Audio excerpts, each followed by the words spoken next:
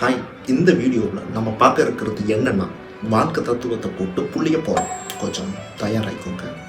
இது ஒரு ஜெர்னி, இது ஒரு எக்ஸ்பீரியன்ஸ், இது ஒரு அட்வென்ச்சர், இது ஒரு ஹாப்பினஸ். இதெல்லாம் என்ன? வாழ்க்கைன்னா என்ன? வாழ்க்கைன்னா என்ன? நம்ம ஏன் பிறக்கிறோம்? அப்புறம் ஏன் சாகிறோம்? தினமும் சாப்பிட்றோம், தூங்குறோம், தூங்கி எழுந்திரிச்சதும் சாப்பிட்டதை வெளியில தள்ளுறோம், மறுபடியும் நம்ம சாப்பிட தான் போறோம். வேலைக்கு போறோம், பணம் சம்பாதிக்கிறோம், சம்பாதிச்ச பணத்தை வெளியில செலவு பண்றோம், செலவு பண்ண பணத்தை சம்பாதிக்க மறுபடியும் வேலைக்கு தான் போறோம். ரொம்ப நாள் கஷ்டப்படுறோம், ஆனா ஏதோ ஒரு நாள் நம்ம சாகத்தான் போறோம். நம்ம யாரு, நம்ம எங்கிருந்து வந்திருக்கோம், நம்ம என்ன பண்றோம், அடுத்தது நம்ம என்ன பண்ண போறோம், நம்மளை சுத்தி இருக்கிறதெல்லாம் என்ன அப்படிங்கிற கேள்விக்கு நம்ம கிட்ட ஒரு பதிலும் கிடையாது. இப்ப ஏன் நம்ம இப்படி இருக்கோம்? ஏன்னா இதுக்கு முன்னாடி நம்ம இப்படிதான் இருந்திருப்போம். அதனுடைய கண்டினியூட்டியா இப்ப நம்ம இப்படி இருக்கோம். இந்த வாழ்க்கை ஒருத்தனுக்கு கொடுக்கணும்னு முடிவு பண்ணா கூரையை பிச்சுக்கிட்டு கொடுக்குது. அதுவே ஒருத்தன் கிட்ட இருந்து புடுங்கணும்னு முடிவு பண்ணா கோமணத்தோட விட்டு வைக்காம பிடிங்கி எடுத்துருது. நம்ம ஒரு விஷயத்தை கேட்கும்போது நமக்கு கிடைக்கும்போது நமக்கு ரொம்ப சந்தோஷமா இருக்கு. அதுவே ஒரு விஷயத்தை நம்ம கேட்டு கிடைக்காம போச்சு அப்படின்னா நமக்கு ரொம்ப வருத்தமா இருக்கு. கேட்டதை கிடைக்காம போனா கூட பரவாயில்ல, கூட தேவையில்லாததெல்லாம் கிடைக்கும் போது அப்பதான் நமக்கு இந்த வாழ்க்கை ரொம்ப காண்டா இருக்கு. ஒரு சில விஷயம் நம்ம கண்ணுல பட்டு நாம அதை ஆசைப்பட்டு அதுக்கு பின்னாடி போய் நம்ம எஃபர்ட் எடுத்து அது நமக்கு கிடைக்காம போனதுக்கு அப்புறம் தான் அது நமக்கானது இல்லை அப்படின்னு நமக்கு தெரிஞ்சு அப்புறம் ஏன் அது நம்ம கண்ணுல பட்டுது? நம்மளை சும்மா இருக்க விடாம நம்மளை தூண்டி விடத்தான். மொத்தத்துல இறந்த காலம், நிகழ்காலம், எதிர்காலம், இந்த மூணுமே நம்மளை போட்டு முக்கி எடுக்குது. பணம் சம்பாதிச்சோம் அப்படின்னா நல்லா வாழலாம் அப்படின்னு சொல்லி பார்த்தோம் அப்படின்னா பணம் சம்பாதிச்சவங்களாம் நல்லாவா இருக்கான்? நல்லா தான் இருக்கும். கடமையை செய்ய பலன் எதிர்பார்க்காதுங்கிறாங்க. பலன் இல்லாம வேலை மட்டும் செய்யத்தான் நம்ம இங்க இருக்கோம்.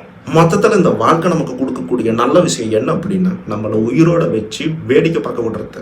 சரி, நம்மளை சுத்தி இருக்கிறவங்க இந்த வாழ்க்கையை பத்தி என்ன சொல்றாங்க? வாழ்க்கை ஒரு பயணம். அதை நம்ம செய்யும் போது நமக்கு கிடைக்கக்கூடிய நல்லது கெட்டது, இன்பம் துன்பம், வெற்றி தோல்வி, இதெல்லாம் அடங்கியதுதான் ஒரு வாழ்க்கை. ஓகே, சரி, அறிஞர்கள் எல்லாம் என்ன சொல்ல வர்றாங்க அப்படின்னா வாழ்க்கையினுடைய அர்த்தத்தை நம்ம புரிஞ்சுக்க முயற்சி செஞ்சோம் அப்படின்னா இந்த வாழ்க்கை அர்த்தம் இல்லாததா மாறிடும்.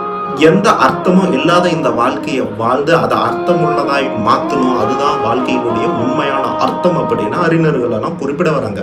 அதுவே ஆன்மீக ரீதியா நம்ம பார்க்க போனோம் அப்படின்னா இந்த வாழ்க்கையை பத்தி அவங்க என்ன குறிப்பிடுறாங்க அப்படின்னா ஓசோ சொல்ல வரக்கூடிய கருத்து என்னவா இருக்கு? பிறப்பு ஏன் நடக்குது, இறப்பு ஏன் நடக்குது, நமக்கு எதுவும் தெரியாது. ஆரம்பம் பற்றியும் நமக்கு தெரியாது, முடிவு பற்றியும் நமக்கு எதுவும் தெரியாது. சோ நாம நடுவுல தான் இருக்கோம். ஆரம்பம் பற்றியும் முடிவு பற்றியும் தெரியாத நமக்கு நாம ஏன் நடுவுல இருக்கிறத பத்தி கவலைப்படணும்? யார் ஒருத்தர் ஆரம்பத்தையும் முடிவையும் பார்த்துக்கிட்டு இருக்காரோ அவரே நடுவுல இருக்கிறதையும் பார்த்துப்பாரு. அவனே அறிபவன், அவனே காண்பவன், அனுபவிப்பவனும் செய்பவனும் எங்கே மறைகிறான், அதுவே பரமாத்மா. மொத்தத்துல நம்ம வேடிக்கை பார்க்க தான் வந்தோம். நம்ம மூடிக்கிட்டு வேடிக்கை பார்க்கறது மேல் மீதி எதுவும் நம்ம கையில் இல்லை, எல்லாமே அவன் கையில் இருக்கு அப்படின்ட்டு முடிச்சிடுறாரு. இதே விஷயத்த பகவத்கீதை என்ன சொல்ல வருது அப்படின்னு சொல்லி பார்த்தோம் அப்படின்னா சர்ம தர்ம பரிச்சித்ய மாமேகம் சரணம் பிரஜ அகத்துவம் சர்வ பாபேகோ மோசாஸ்வாமி மாசுஷ. ஸோ என்னடா அந்நியன் படத்துல வர டைலாக்லாம் இதுல வர மாதிரி இருக்கு அப்படிங்கிறீங்களா?